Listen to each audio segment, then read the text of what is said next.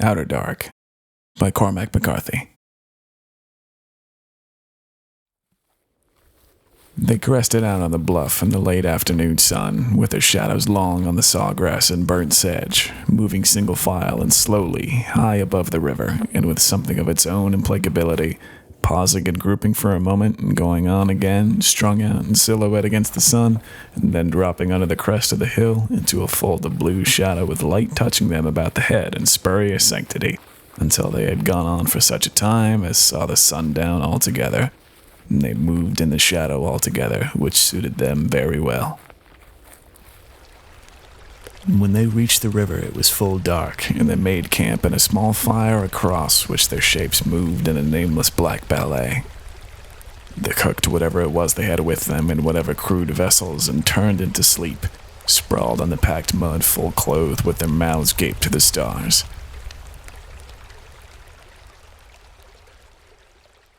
They were about with the first light, the bearded one rising and kicking out the other two, and still with no word among them rekindling the fire and setting their battered pannikins about it, squatting on their haunches, eating again wordlessly with belt knives, until the bearded one rose and stood spraddle-legged before the fire and closed the other two in a foul white plume of smoke, out of and through which they fought suddenly and unannounced and mute and as suddenly ceased, picking up their ragged duffel and moving west along the river once again.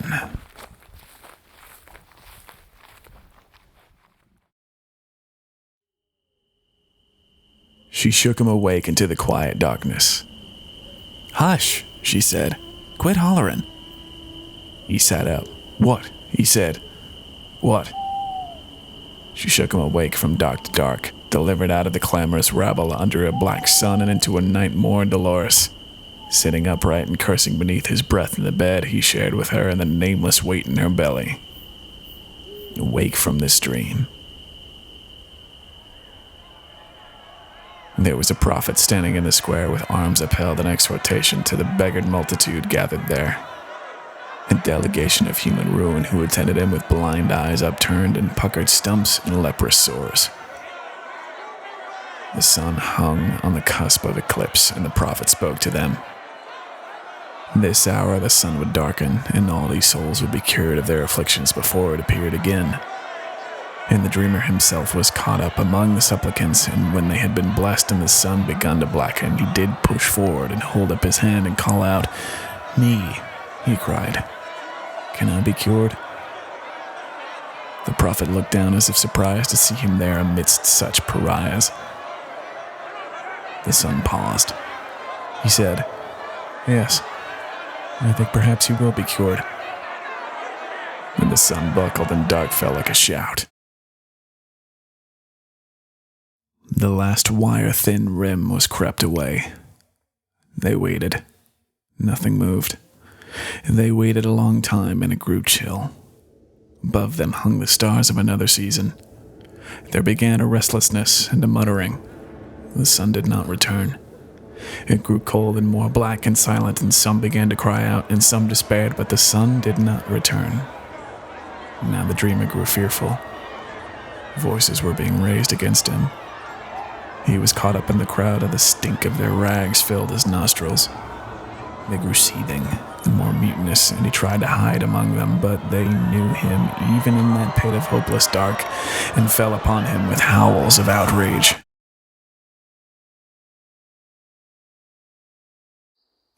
In the morning he heard the tinker's shoddy carillon long through the woods, and he rose and stumbled to the door to see what new evil this might be.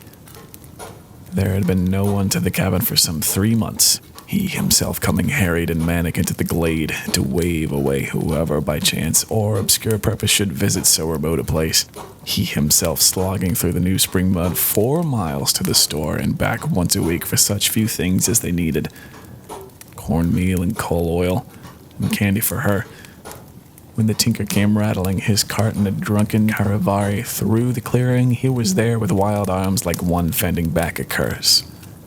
The tinker looked up, a small, gnomic creature wreathed in a morass of grizzled hair, watching him with bland, gray eyes. "Sickness here," he called. "Got sickness."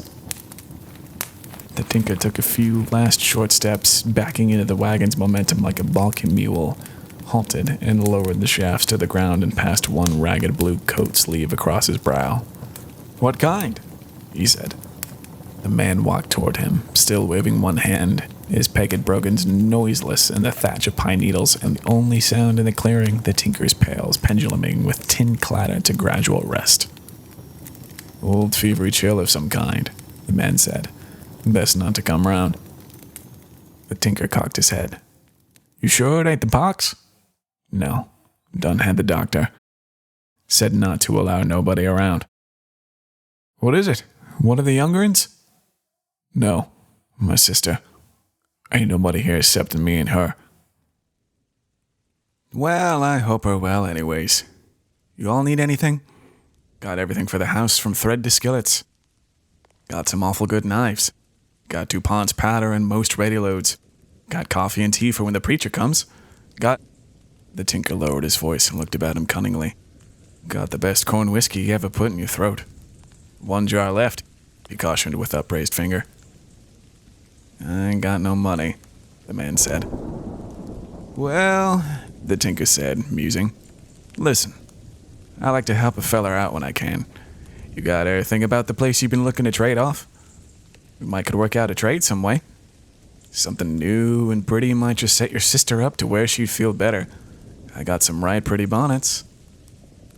"Nah," the man said, towing the dust. "They ain't nothing I need. I thank you all the same." "Nothing for the lady?" "No. She's mender and tolerable, thank ye."